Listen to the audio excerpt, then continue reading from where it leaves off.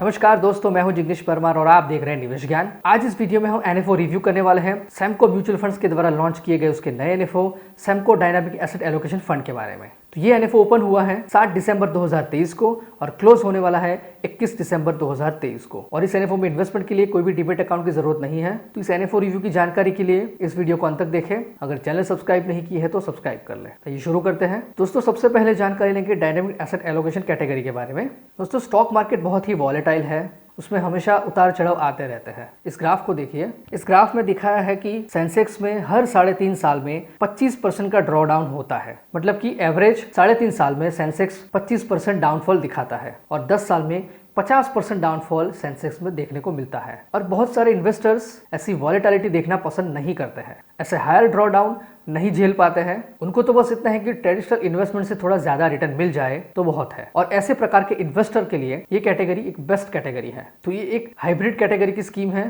जिसमें इक्विटी के साथ साथ डेट कैटेगरी में भी इन्वेस्टमेंट होता है और इस कैटेगरी का रिस्क होता है मॉडरेट। तो यहाँ पर जब स्टॉक मार्केट अप जाता है तब इक्विटी का पोर्शन कम किया जाता है और डेट का पोर्शन बढ़ाया जाता है।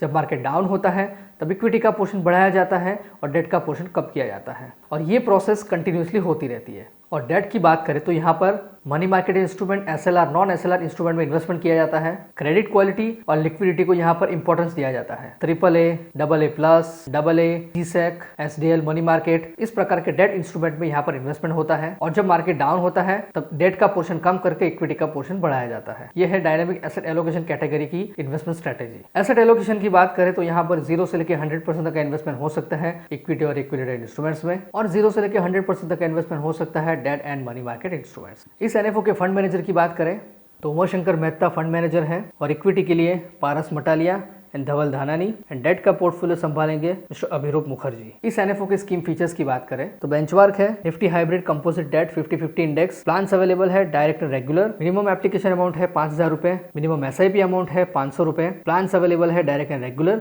ऑप्शन अवेलेबल है growth and income distribution from capital withdrawal, reinvestment pay out. Exit load है यूनिट अलॉटमेंट से 1 साल से पहले अगर 25% यूनिट को रिडम्पशन स्विच करते हैं तो कोई भी एग्जिट लोड एप्लीकेबल नहीं है। उससे ज्यादा यूनिट को रिडम्पशन स्विच किया तो 1% का एग्जिट लोड एप्लीकेबल है और 1 साल के बाद कोई भी एग्जिट लोड एप्लीकेबल नहीं है। स्टैम्प ड्यूटी 0.005% एप्लीकेबल है। एक्सपेंस रेशियो रहेगा रेगुलर प्लान के लिए शुरुआत में 2.25% तक। स्कीम का रिस्क है हाई। ये स्कीम 5 साल से ज्यादा टाइम पीरियड के इन्वेस्टमेंट के लिए सुटेबल है। टैक्सेशन है equity and lock in period applicable नहीं है। अगर इस एनएफओ में इन्वेस्टमेंट करना चाहते हैं तो इस एएमसी की वेबसाइट और एप्लीकेशन के जरिए आप डायरेक्ट प्लान में इन्वेस्ट कर सकते हैं या तो MP certified mutual fund distributor की हेल्प से रेगुलर प्लान में इन्वेस्टमेंट कर सकते हैं। तो दोस्तों, ये थी जानकारी NFO review Samco dynamic asset allocation fund के बारे में।